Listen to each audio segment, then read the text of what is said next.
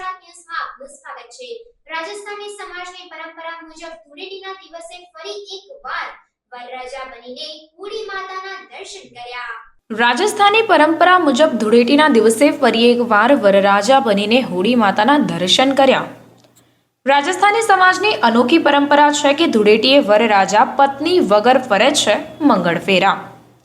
દરેક સમાજ સૂર્ય વર્ગના પોતાના રીત રિવાજો અને પરંપરાઓ રહેલી છે, જેમાં કેટલીક પરંપરાઓ અનોખા પ્રકારની હોય છે। તેવી જ એક પરંપરા રાજસ્થાની સમાજમાં રહેલી છે। રાજસ્થાની સમાજમાં ધૂળેટીના પર્વ નિમિત્તે વરરાજા પત્ની વગર બીજા લગ્ન કરે છે, એટલે કે પત્નીની ગેરહાજરીમાં હોળી સમક્ષ 4 મંગળફેરા ફરે છે। રાજસ્થાની સમાજ હોળી ધૂળેટીના પર્વને ભારે હર્ષોલ્લાસ સાથે ઉજવતા હોય છે। હોળી ધૂળેટીના પર્વ પર નવા વર વધુ પર ભાર રહેતો હોય છે, તેવી એક માન્યતા રાજસ્થાની સમાજમાં છે। જે માન્યતા અનુસાર ભારને હલકો કરવા લગ્ન બાદની પ્રથમ હોળી ધૂળેટીની ઉજવણી નિમિત્તે યુવક યુવતીઓને એકબીજાથી અલગ મુકાતા હોય છે અને બંને એકબીજાનું મોઢું પણ જોતા નથી। યુવતીને તેના પિયર મોકલી દેવામાં આવે છે, જ્યારે યુવક ધૂળેટીની સાંજે વરરાજાના પહેરવેશમાં સજ્જ થઈને લગ્ન કરવા જતા હોય છે।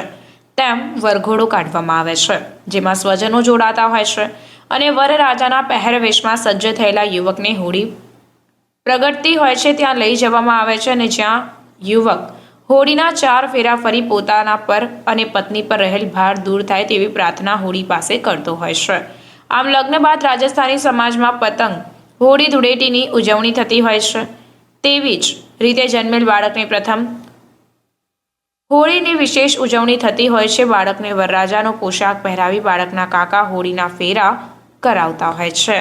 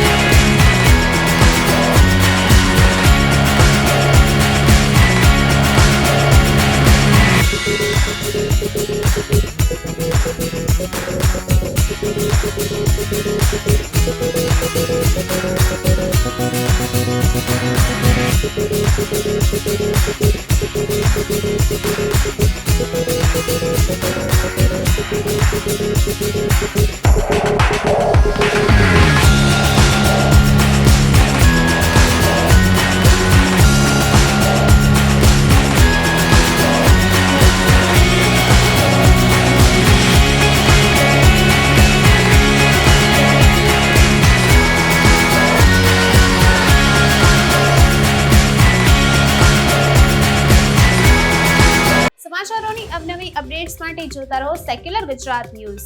સાથે સેક્યુલર ગુજરાત ન્યૂઝ ચેનલને લાઇક, શેર અને સબસ્ક્રાઇબ કરો અને બેલ આઇકોન દબાવીને સમાચારોની ઝડપી માહિતી મેળવો.